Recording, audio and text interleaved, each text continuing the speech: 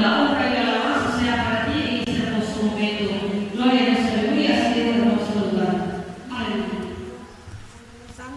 Dios les bendiga, hermanos. Hoy vamos a tener una enseñanza nueva, un poco corta, pero muy importante. Y a su nombre, amados hermanos. Al pan, pan y al vino, vino. Una de las cosas que nosotros tenemos que aprender en la iglesia cristiana es llamar las cosas por su nombre. Desde la Reforma Protestante hasta nuestros días, la iglesia tiene una dificultad. Ha arrastrado hasta nuestros días un lenguaje que es propio del catolicismo romano. Amén. Y con el correr del tiempo, después que los reformadores desarrollaron la iglesia, se han venido acuñando palabras que no están en las escrituras. Y muchas veces nosotros las decimos porque eso fue lo que nos enseñaron a nosotros. Amén. Y eso se ha regado, pero nos va a ayudar a nosotros bastante. Amén. A mejorar nuestro lenguaje. Y a su nombre. Les voy a poner un ejemplo sencillo de cómo funciona esto. Cuando decimos que alguien queremos que se suba allá, le decimos, subite arriba 2 veces. Bajate abajo 2 veces. Salite afuera, metete adentro. Amén. Entonces, ¿qué es lo que pasa con nosotros? Que no hemos prestado atención al lenguaje. El lenguaje que nosotros debemos utilizar es solo el que está en las escrituras. Y por eso yo quiero que hagamos este estudio corto pero importante. ¿Y a su nombre? Voy con la primera palabra, la palabra caída.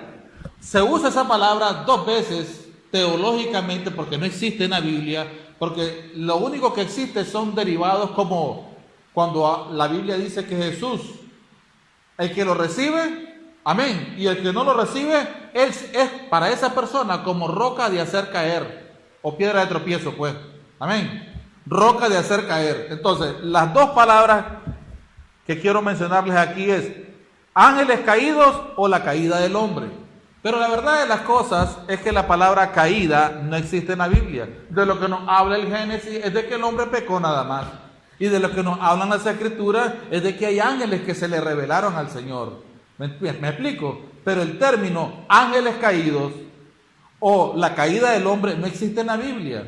Cuando Jesús se refiere a lo que teológicamente se les llama ángeles caídos, dice, apartados de mí malditos al fuego eterno preparado para el diablo y sus ángeles. Ya todos sabemos que son ángeles caídos. Entonces han acuñado la palabra caído para que separemos los ángeles malos de los ángeles buenos. ¿Me explico? Y a su nombre. Voy a darles la cita pues nada más, que le acabo de mencionar. Mateo 25:41. Esa no la vamos a leer, que es la que le acabo de decir. Judas 1, verso 6 es así. Judas 1, verso 6. Judas capítulo 1, verso 6. Y dice la palabra del Señor ahí. Y a los ángeles, ahí está hablando de demonios.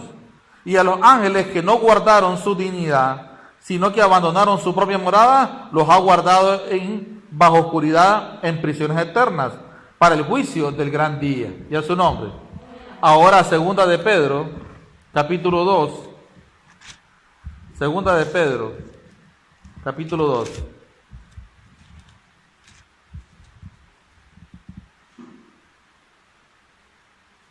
¿Lo tienen?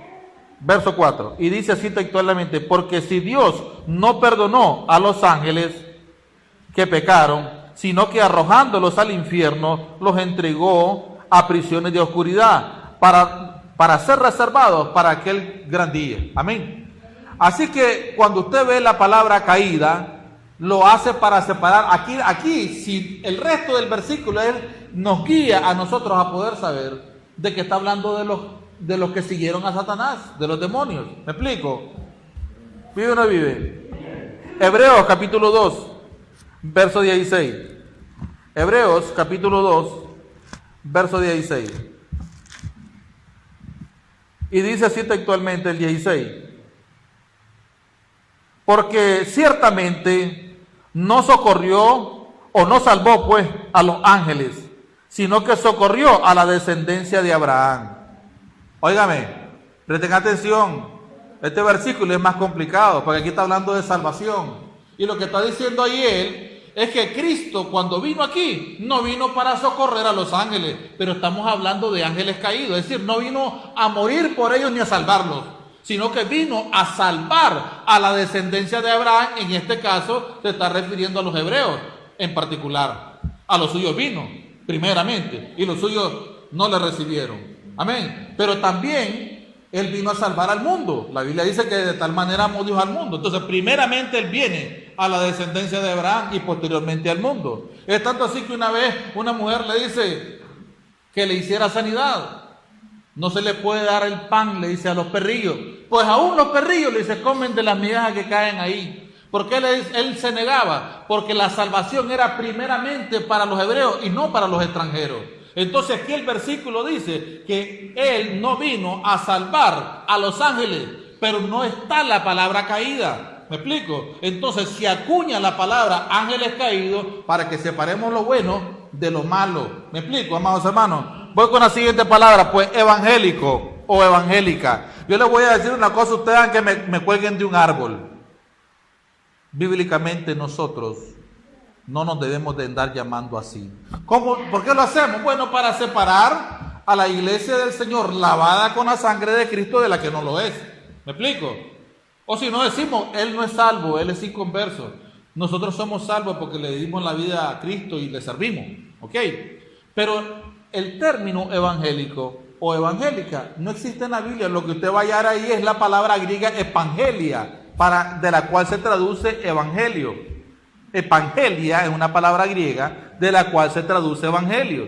Entonces, los cristianos, desde la Reforma Protestante hasta nuestros días, se han identificado como evangélicos. Pero realmente, ¿cuál es nuestro verdadero nombre? Y yo quiero darle base bíblica, me gustó lo que dice ella. Voy a darle base bíblica de lo que sí realmente somos y no le voy a dar base bíblica de lo que realmente no somos. ¿Y es su nombre? Voy con la primera escritura, capítulo 11 del libro de los Hechos, versículo 16. Capítulo 11 del libro de los Hechos, versículo 16.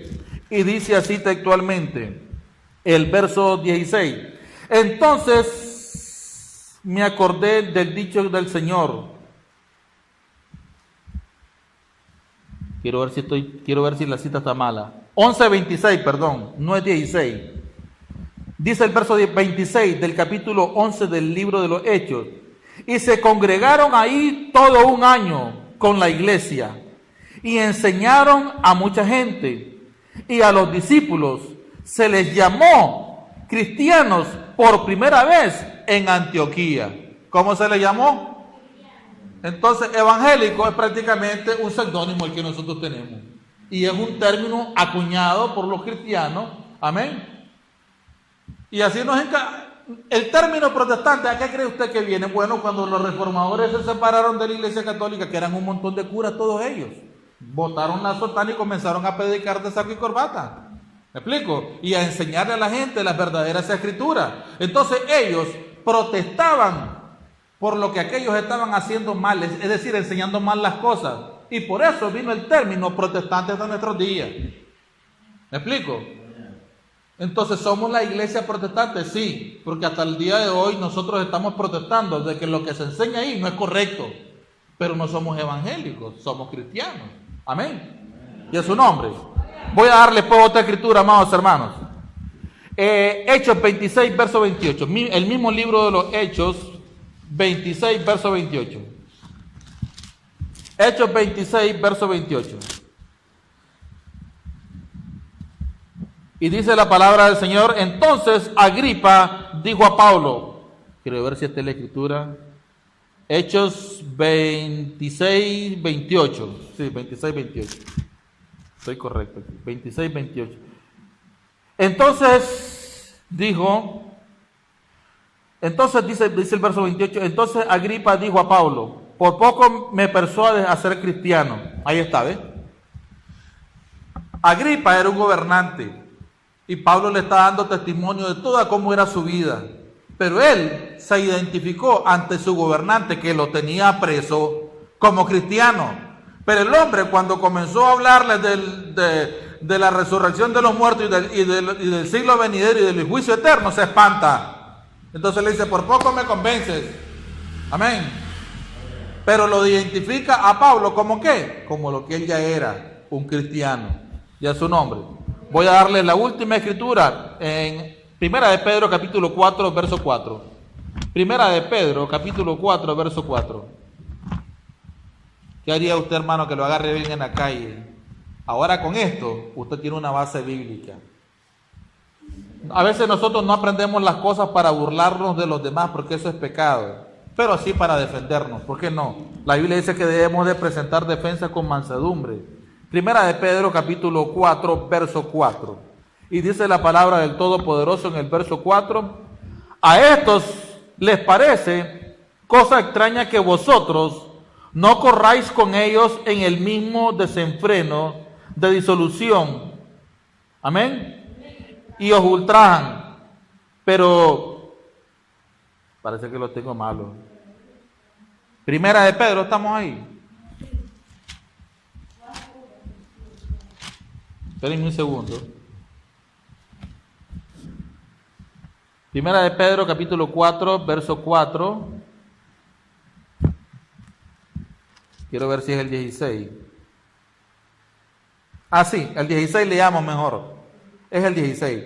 Pero si alguno padece como cristiano, no se avergüence, sino glorifique a Dios por ello. Entonces, el verso que leíamos anteriormente habla de vivir en santidad. Y que eso espanta a la gente. Por lo general, cuando usted vive en santidad, todos los que viven en el barrio, si usted ha sido un botado y ahora ya no lo es, eso, la actitud suya de vivir en santidad hace que la gente se burle de usted. Pero este versículo 16 dice de que nosotros debemos de vivir como cristianos, simplemente para agradar a Dios, que eso no nos debe de importar. Y a su nombre. Voy con la siguiente palabra, pues, hermano.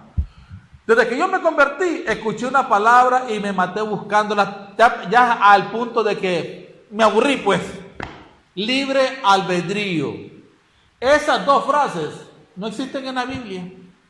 Siempre que usted encuentra, porque ya revisé, la palabra libre y sus derivados, es para hablar de la libertad, que alguien esté en esclavitud y fue libre. Amén. Somos libres en Cristo Jesús, metafóricamente hablando, amén, y espiritualmente hablando. Pero no se usa la palabra libre albedrío para yo escoger el bien o escoger el mal. Siempre que la Biblia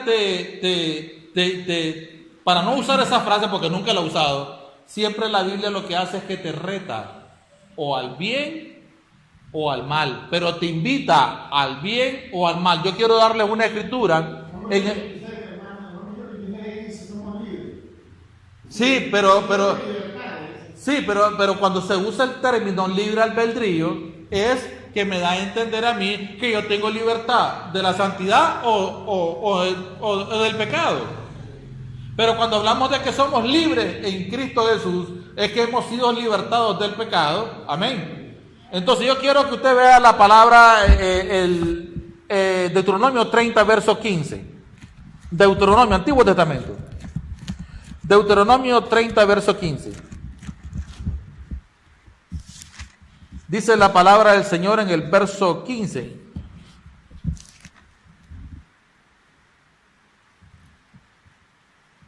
Mira, yo he puesto delante de ti, dice el verso 15 del capítulo 30. Mira, yo he puesto delante de ti la vida y el bien, la muerte y el mal. ¿Y a su nombre? El 19 ahora. A los cielos y a la tierra llamo por testigo hoy contra vosotros, que os he puesto delante la vida y la muerte, la bendición y la maldición. Escoge pues la vida para que vivas tú y tu descendencia. Amén. Entonces aquí, ¿qué es lo que tenemos? Tenemos libre albedrío ahí no existe esa palabra. Ahí lo que existe es una invitación de Dios al creyente a que escoja. Él te pone la vida, que es Él y su palabra, en obediencia, y te pone la muerte como consecuencia automática del mal camino que escogiste, porque así dice el proverbio: al hombre Hay caminos que a su juicio le parecen derechos, pero que su fin es camino de muerte. Amén. Entonces aquí vemos, una vez estaba Elías con 400 profetas de Baal. Amén, profetas falsos pues. Y los tenía rodeados a ellos ahí. Le dice, bueno, si Jehová es vuestro Dios, síganle. Y si Jehová no es vuestro Dios, no le sigan. Pero ¿qué estaba haciendo él ahí? Invitándolos a que tomaran una decisión, hombre. A que escogieran. Ellos tenían la libertad de escoger entre el bien y el mal. ¿Sí o no? ¿Vive o no vive? Una vez los discípulos se le encresparon a Jesús porque se le fueron 70 según el libro de Juan. Así lo dice. Se fueron como 70. Y ustedes le dicen, ¿se quieren ir también? ¿A qué creen que ustedes que les estaba diciendo Jesús ahí? Los estaba invitando a que reflexionaran. Que si no querían seguir mordiendo un cable, o sea, sufrir pues con él, que se fueran como se fueron los otros. ¿Y a dónde nos vamos a ir? Si solo tú tienes palabras de vida eterna.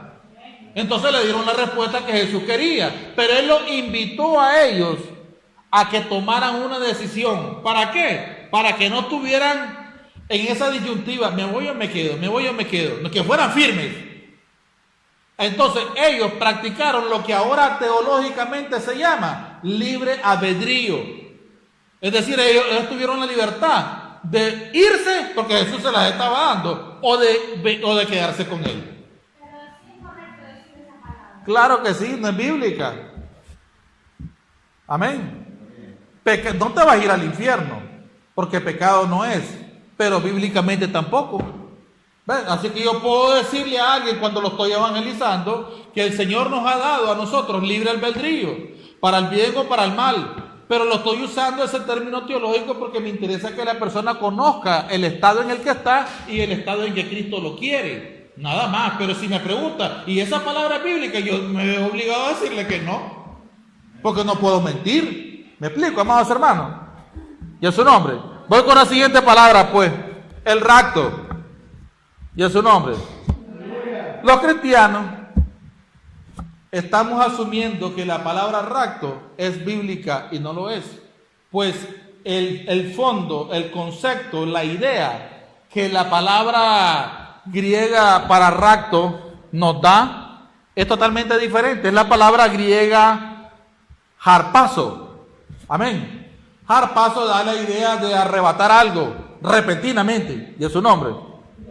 Vive en la vida, amados hermanos. Harpazo nos da la idea de algo que se arrebata. Pero cuando hablamos de rapto, en el mundo secular, o sea, en el mundo normal que usted ve aquí, raptar a una persona es lo que usted conoce como secuestrarla. Amén. ¿Contra qué? Contra su voluntad. Pero cuando nosotros leemos 1 Tesalonicenses capítulo 4 verso 17, aquí Pablo no está molesto porque Cristo algún día va a venir, creyendo él que sí irá en el rapto, porque el rapto no se ha dado. Es que cuando él escribe eso, él lo escribe en un presente absoluto. ¿Me explico? La palabra vive en un presente, para ella no hay pasado, no hay futuro. ¿Me entiendes? Vive en un presente. Entonces cuando él escribe esa parte, quiero que la leamos. 1 Tesalonicenses capítulo 4 verso 17, Nuevo Testamento. 1 Tesalonicenses capítulo 4 verso 17. Entonces cuando él escribe esa palabra, la escribe de tal forma que nos da a entender a nosotros como que él se va a ir también. Claro, él lo pone así porque él es parte de la iglesia. 4:17. Luego nosotros, los que vivimos, los que hayamos quedado, seremos arrebatados juntamente con ellos en las nubes, para recibir al Señor en el aire, y así estaremos siempre con el Señor. Fíjese bien, solo les voy a dar la cita, no las voy a leer porque ya ustedes ya saben. Les voy a dar 3 citas bíblicas que hablan de arrebatamiento, y es la misma palabra griega, harpazo. Amén, arrebatamiento. Y son 1 Tesalonicenses 4:17 que acabamos de leer. Amén. Y a su nombre, amados hermanos. Hechos 8:38 y 39 que habla de Felipe, que cuando está con el eunuco, amén, él fue arrebatado, harpazo, fue arrebatado y traspuesto 35 kilómetros de distancia en un lugar llamado Azoto. Y a su nombre. La última escritura que le voy a dar es 2 de Corintios capítulo 12 versos 4 2 al 4, que es el caso de Pablo, que está orando, ¿verdad? Y está confesando de que él, orando, fue arrebatado hasta el tercer cielo. Y a su nombre. Entonces yo quiero que usted vea que Pablo no estaba molesto porque el Señor se lo llevaba a la fuerza, mucho menos Felipe el evangelista.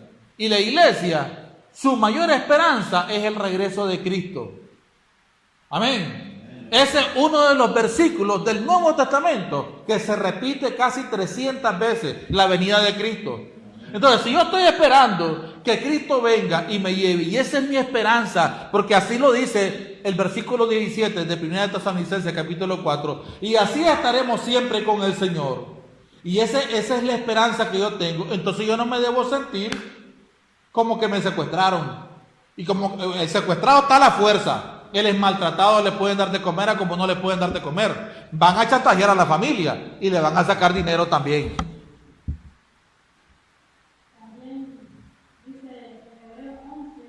Amén.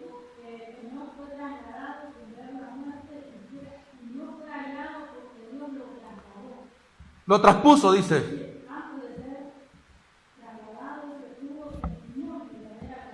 Pero como está en hebreo, no se usa la palabra griega arpazo. Pero cuando se usa la palabra hebrea traspuesto, de eso te está hablando. O sea, es el equivalente de arpazo, trasponerlo. Pero no en el mismo lugar hablando de la tierra, sino a un lugar de gloria. O sea, son los dos pasajes que tenemos, el de él y el de el profeta, ¿cómo que se llaman? Elías. Son los dos casos de personas que no conocieron la muerte y fueron traspuestos. Y la Biblia dice que Elías subió al cielo en un carro de fuego. Ya su nombre. Vive una vida, amados hermanos. Voy con la siguiente, pues esto no les va a gustar aunque me arrugue la cara, se los voy a decir, salgo de mi responsabilidad. Los evangélicos hemos acuñado la palabra antibíblica católica, catecúmeno. Entonces tenemos en nuestras iglesias a hermanitos y hermanitas que se van a bautizar. Entonces, ¿qué hacemos con los hermanitos y las hermanitas? Le comenzamos a dar doctrina. ¿Me explico? Para que le vayan sintiendo amor, aprecio y deseo a lo que es el bautismo en agua. Pero la Biblia no habla de eso. Ya les voy a decir lo que dice Mateo 28 y 19. Id, o vayan pues, por todo el mundo, predicando el evangelio a toda criatura. Id y hacer discípulos. Entonces, el discípulo no se puede hacer de la noche a la mañana. Se puede convertir, claro. Él dice, yo recibo a Cristo, pero ahora me toca discipularlo, adoctrinarlo. Y no lo voy a meter a las aguas bautismales si él no ha pasado por ese proceso de instrucción. Entonces lo bíblico es discípulo y no catecúmeno. Y va a haber iglesias viejas de ser evangélicas, de las más grandes y de las más antiguas de Nicaragua, que todavía persisten en mantener esto. ¿Sabía usted que esta palabra es secular? Y es estrictamente del vocabulario y de la teología católica romana, pero no es bíblica. Entonces, ¿lo bíblico qué es? Discípulo. Lo más cerca de la palabra discípulo en el Nuevo Testamento es prosélito. ¿Quién era un prosélito? Bueno, un extranjero que había abrazado la religión judía. Dios de los cielos se convirtió para ellos en el verdadero Dios y ellos botaron todos los pichingos y todos los dioses de sus naciones. ¿Ok? Abrazaron todas las tradiciones judías y se convertían o se naturalizaban también de su nación como hebreos. Hoy hay un término migratorio, en términos migratorios que se le llama naturalización. Por ejemplo, tu papá que está allá. Ahorita es residente, un ejemplo. Él tiene que esperar cierto tiempo para que le den la nacionalidad. Pero ¿de dónde es él? Él es nicaragüense. Una vez que a él le dan la nacionalidad, a eso le llama migración, naturalización. O sea, se naturalizó o se nacionalizó estadounidense. Entonces, el prosélito es lo más cerca de lo que parece un discípulo. Alguien que viene del extranjero y dice, yo quiero naturalizarme. Bueno, entonces tendrías que dejar todos los pichicos que traes de allá. Y tus dioses. y abrazar al único y verdadero Dios, porque así dice la teología hebrea. Amén. Que Jehová es uno y uno es su nombre. O sea, un Dios monoteísta, adoración a un solo Dios, mientras que ellos en las naciones paganas adoraban a muchos dioses. Entonces, un catecúmeno no cuadra en la iglesia evangélica. Mire cuántos años han pasado de la Reforma Protestante, más de 500 años, y todavía ese lodazal nosotros no lo hemos quitado de encima. Muchas cosas que nosotros le enseñamos a la gente en nuestras iglesias que no provienen del Padre. Ahora, ¿cuál es el peligro de esto? Que si no le prestamos atención a esto y no lo vemos con cuidado, podríamos estar enseñando cosas que nos podrían llevar, ¿ya sabe usted a dónde? Porque el que le quite o el que le añada, yo quiero que nosotros tengamos una lexicografía, o sea, un lenguaje pues, que sea estrictamente apegado a derecho, a la ley, a las escrituras. ¿Me explico? Sí.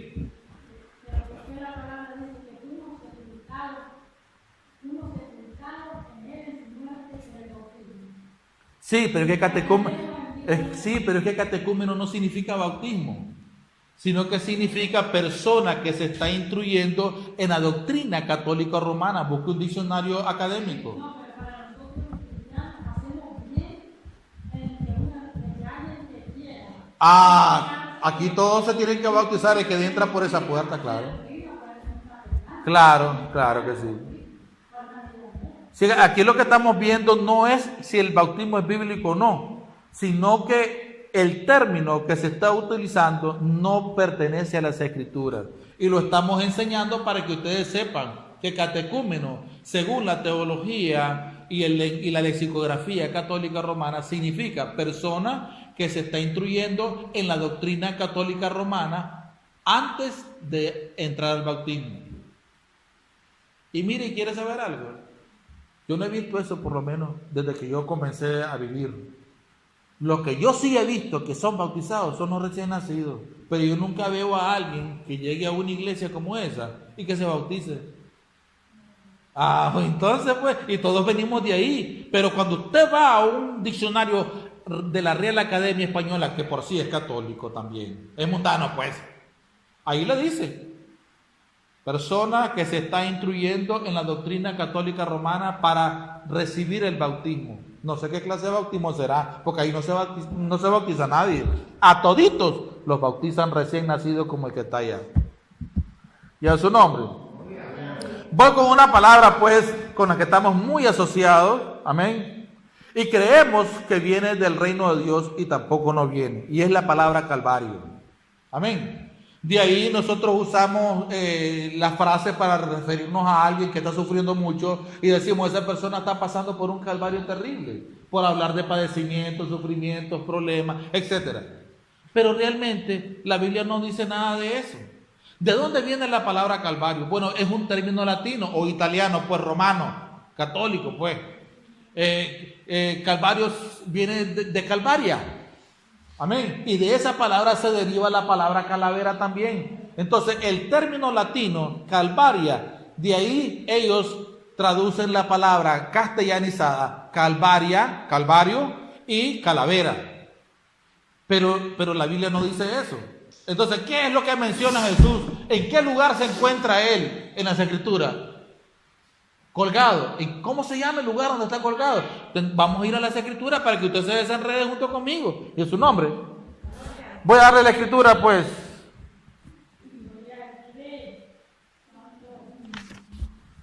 Libro de Juan.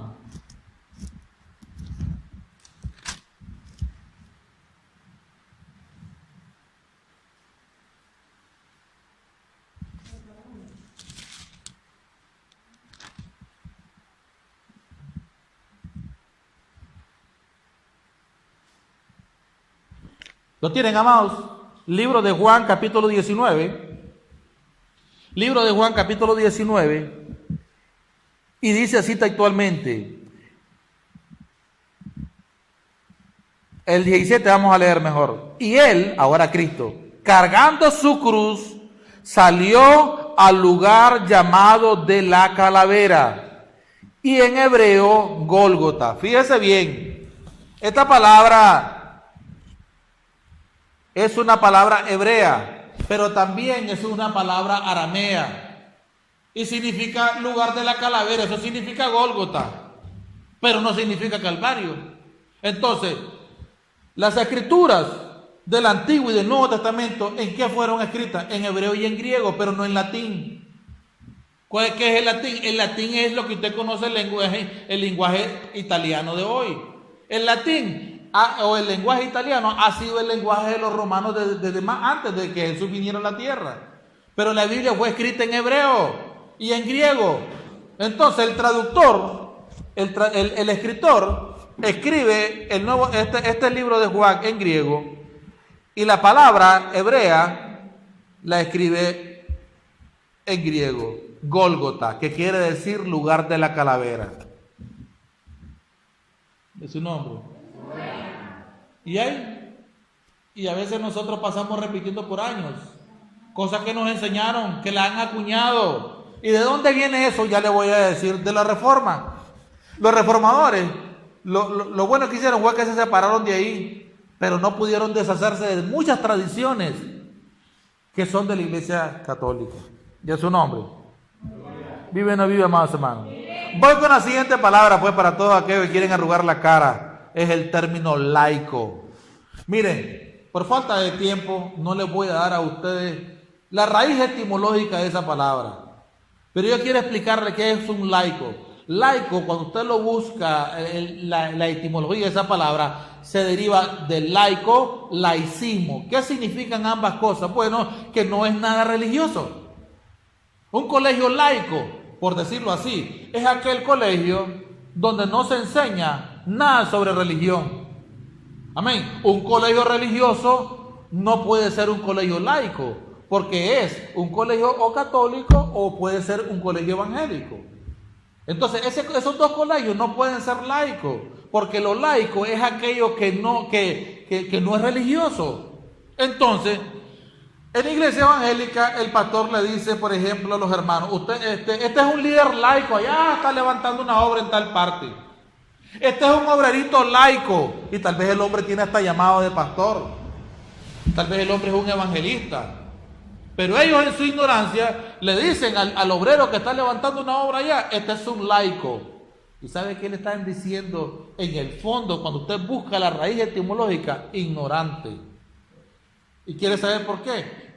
Porque en el concepto de esa palabra laico está lo siguiente: que el clérigo o el sacerdote o el pastor sabe cosas que el resto de la gente no las sabe. Hace cosas que el resto de la gente no hace.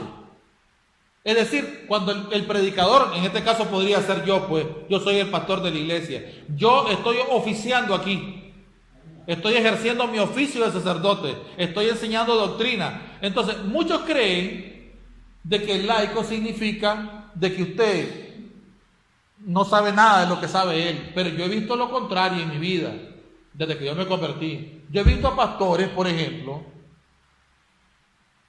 que no tienen mucho conocimiento, pero honran a los miembros que tienen en su iglesia de que tienen mucho conocimiento de las escrituras. ¿Me explico? ¿Y es su nombre? O sea, yo puedo ser un evangelista con poco conocimiento de las escrituras, incluso menos inteligente que otros hombres que están allá, que no pertenecen a los ministerios de Efesios 4:11 y me podrían superar a mí en conocimiento de las escrituras y en inteligencia. Entonces, el término laico no existe en la Biblia. ¿Y es su nombre? Es un término acuñado por la Iglesia Católica para separar, fíjese bien, a la iglesia del clérigo.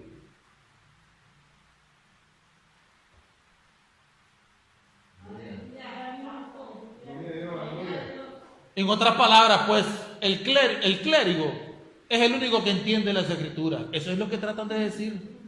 El clérigo es el único que con una oración puede lograr algo en la congregación.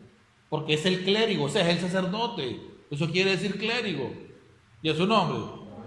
Cuando nosotros oímos de un seminario religioso, entonces entendemos que ese seminario ¿verdad? Se usa para instruir a hombres que van a ejercer el sacerdocio mañana. Entonces, ¿cómo es ese seminario? Es un seminario religioso. Así que cuando aquello se tilda de religioso, no es secular. Cuando aquello se tilda de secular, es que no tiene nada que ver con religión. Ahora, si no tiene nada que ver con religión, ¿qué hacen ese montón de laicos en una iglesia? Que se vayan entonces. Porque si son laicos, no pertenecen a la iglesia de Cristo, no debieran estar aquí. Entonces, en el fondo, la palabra laico te lleva a una palabra lego. Y lego significa ignorante, pues. Así que la manera correcta para poder definir a un líder que me está levantando una obra a mí en tal parte, es que tengo un obrerito ahí de la iglesia levantando una obra en tal parte.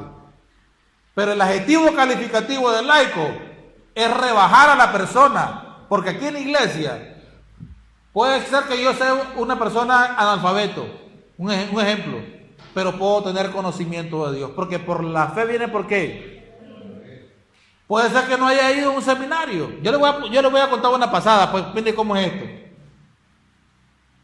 La vez pasada conozco a una muchacha y a su papá allá en Somotillo donde andaba predicando. Y me dice ella después, como a los 15 días la llamé para saludarla, para que me prestara a su papá para hablar con él. Y solo porque ella me hacía unas preguntas y yo le respondí, me dice, mire, me dice, ¿y usted cuánto tiempo dilató estudiando? Porque ella está estudiando en un instituto bíblico y de las asambleas de Dios. No, le digo, yo nunca he estudiado. No, no me mienta, me dice, porque con solo oírlo. Entonces, no tiene nada que ver con estudiar, tiene que ver con oír atentamente la palabra de Dios. Así dice la Biblia, la fe viene por el oír. Amén.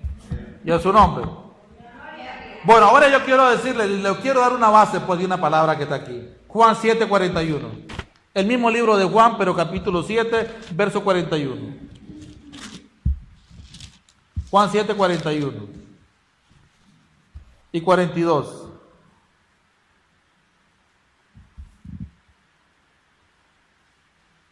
Otros decían, dice, este es el Cristo, pero algunos dicen, ¿de Galilea ha de venir el Cristo? ¿No dice la Escritura que es del linaje de David y de la aldea de Belén, de donde era David, ha de venir el Cristo?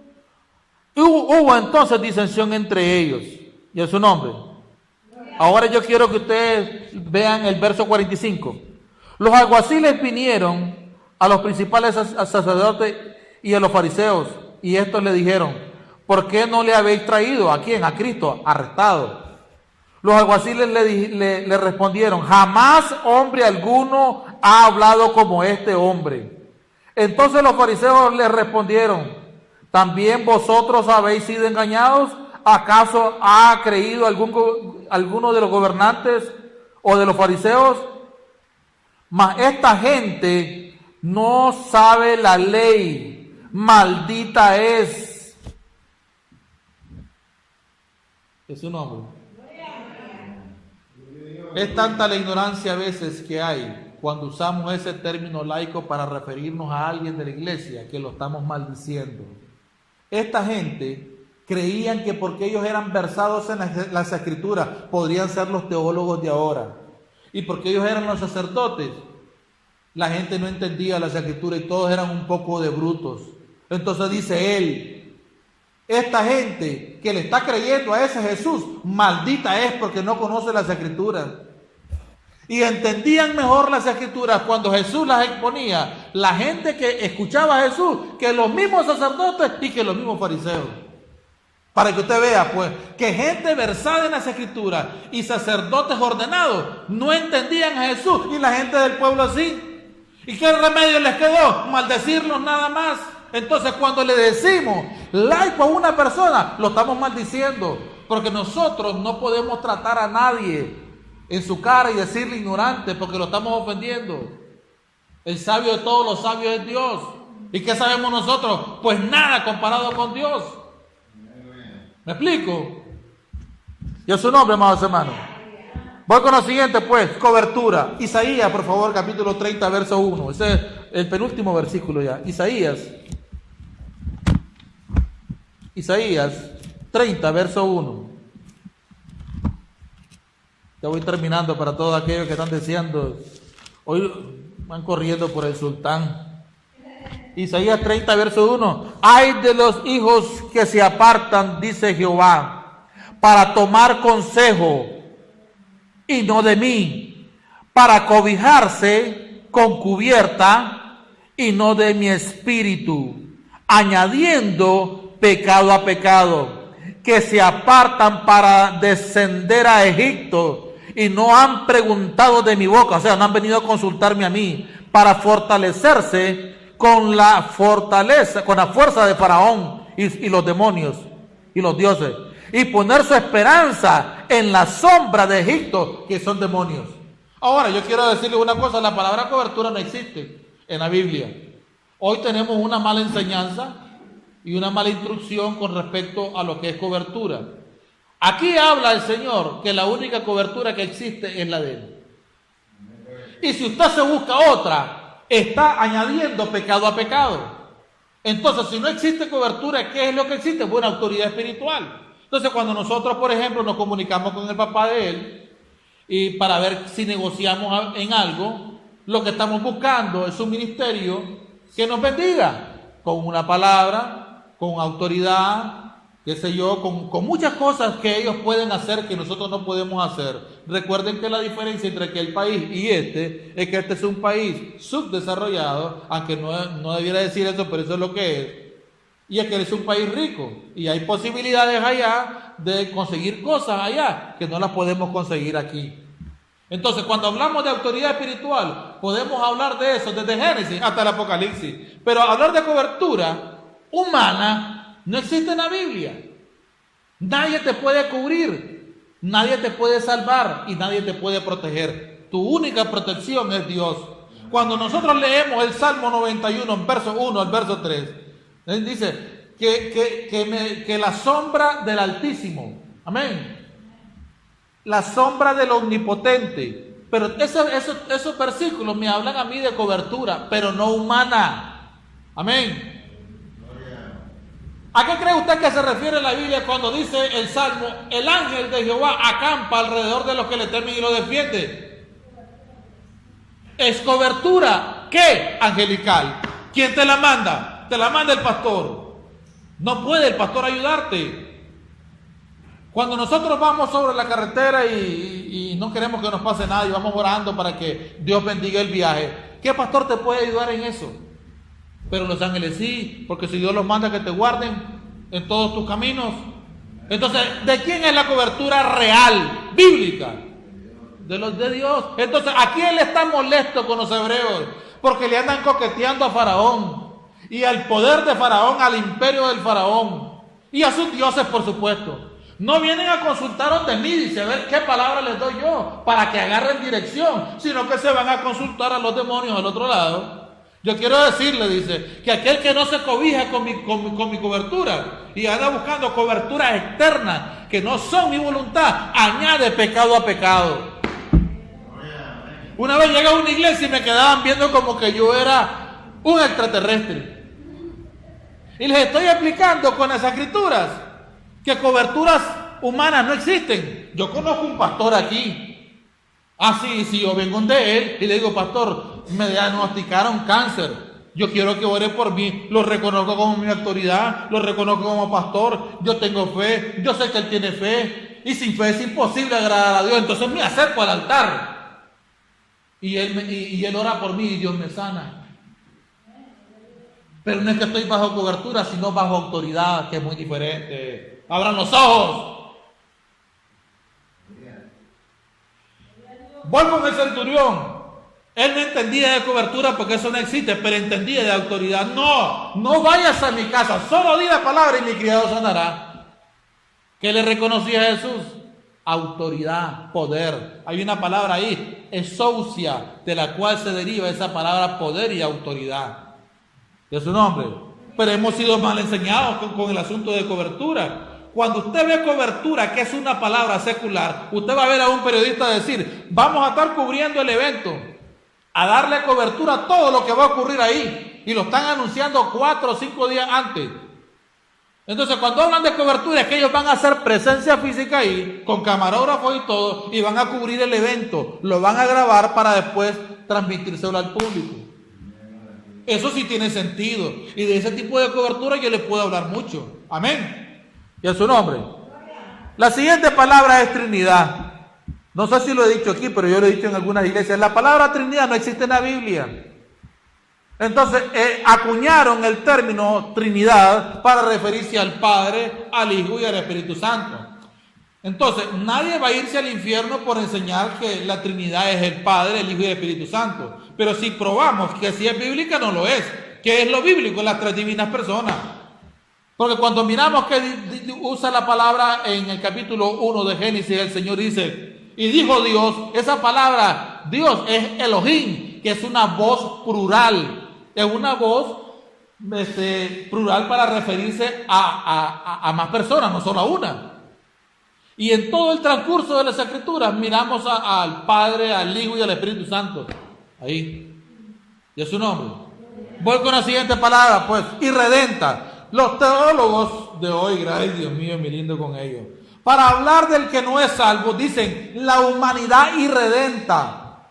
¿Qué significa eso? Que no son salvos. Pero no existe en la Biblia.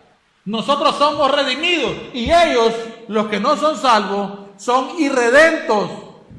Es un término teológico acuñado por ellos para separar los que son salvos de los que no lo son. Nosotros somos los redimidos, los libertados de la potestad de las tinieblas y trasladados al reino de su amado Hijo. Por eso somos redimidos, mientras que ellos son los irredentos, pero no existe en la Biblia. Voy con la siguiente palabra, pues, celibato. ¿Qué es el celibato? Bueno, es aquella persona que es sacerdote y le dicen, bueno, si vos vas a ser sacerdote no te puedes casar, porque la Biblia dice que no te puedes casar. ¿Me explico?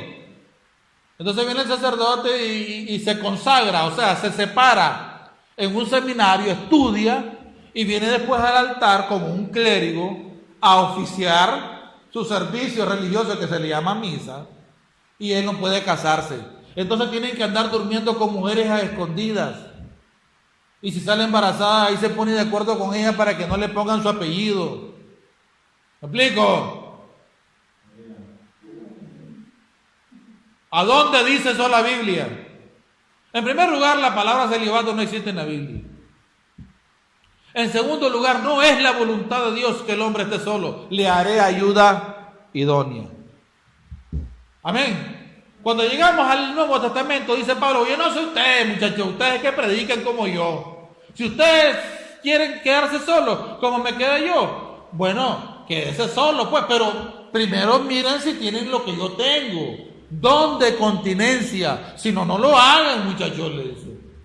¿Por qué? Porque es mejor casarse que estarse quemando. Mira una mujer ahí, de esas hermosas que paran el tráfico y querés dejar la sotana y salir detrás de ella. Y tenés que estar en esa guerra porque se han malinterpretado las Escrituras. ¿De dónde sacan eso? De una mala interpretación de que Jesús dijo que habían eunucos, que se hacían eunucos por amor al reino de los cielos. Amén. Y que agarran ese pasaje porque él lo repite 3 veces. Y dicen, mire, eso es bíblico. ¿A dónde va a ser bíblico? Cuando usted va contra la naturaleza de su propio cuerpo, se va a volver un caos. Le voy a poner un ejemplo sencillo. Todos nosotros tenemos que comer para sostener este cuerpo. Todos nosotros tenemos que beber para sostener este cuerpo. Amén. Dios estableció las relaciones sexuales y las bendijo. Se los voy a probar. Dice él, fructificad y multiplicad y llenad toda la tierra. Varón y hembra los hizo y los bendijo. Hasta dice, por tanto el hombre dejará a su padre y a su madre y se unirá a su mujer y serán una sola carne. Él estableció el matrimonio. Es una burrada quererle decir a alguien que se quede solo, cuando la voluntad de Dios es que se case y que uno anda haciendo cosas a espaldas de él o del pueblo, pues. Hay un seminario en un lugar, creo que fue en Europa. Hay ¿cómo que le llaman? Es un convento. Ese convento era enorme. en el fondo de ese convento hay algo que se llama sótano o subterráneo, pues. Ahí habían un montón de cadáveres de niños recién nacidos que habían sido abortados. Les pregunto a ustedes, ¿de dónde salen ese montón de niños que ya son cadáveres, ya son huesos ahí? ¿De dónde salieron? Porque tanto en la Biblia católica como en la Biblia evangélica, amén, se habla de que la concepción, desde la concepción de la persona, es decir, desde que una mujer sale embarazada, ya está la vida ahí. Así que el aborto es un pecado aborrecible. ¿De dónde salieron ese montón de niños en el sótano ahí? ¿Quiénes los fueron a abortar ahí? Y se entiende que es un convento. ¿Me explico? Entonces, le prohibías a las mujeres que se casen, le prohibías a los hombres que se casen y que sean célibes, es decir, que mantengan una vida sin matrimonio. ¿Qué van a hacer ambas personas? No quieren dejar la religión porque aman su religión y aman su iglesia. Van a hacer las cosas a espaldas de quienes ellos les sirven. Y yo quiero decirles algo, nadie que haga eso entrará en el reino de los cielos. ¿De dónde salieron ese montón de niños? Eran miles de niños abortados ahí. Podrán engañar a la gente, pero al de arriba que todo lo sabe, es su nombre. Entonces he terminado para todos aquellos que quieren irse a ver pues la tele. Dale un aplauso al Señor, aleluya. He terminado.